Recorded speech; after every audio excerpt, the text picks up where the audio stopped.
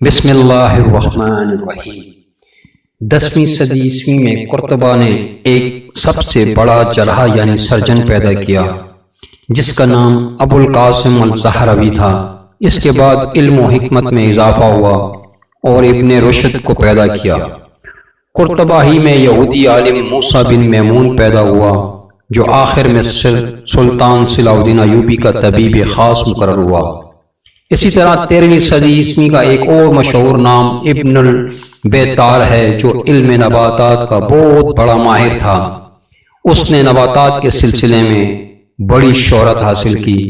اسی طرح کا ایک اور حکیم ابو القاسم الزہروی بن عباسی زہروی ہے جو اعلیٰ پائے کا طبیب اور سرجن بھی تھا۔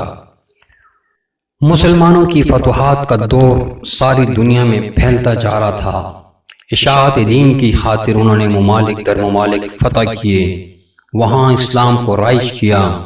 ان کی فتوحات مغرب کے آخری گوشہ اندلس تک پہنچ گئی تھی۔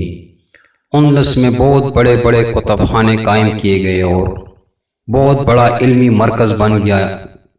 یہاں کے شاہی کتب خانے میں 4 لاکھ سے زیادہ کتب موجود تھیں۔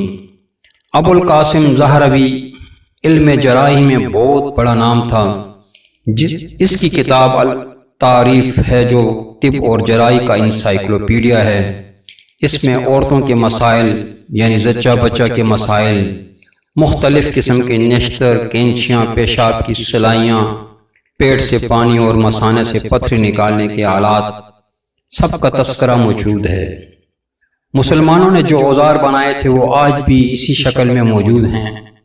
یورپ میں ابن رشد کی کتاب طبی کلیات کو وہی شہرت حاصل ہے جو شیخ الرئیس کی کتاب قانون کو حاصل تھی۔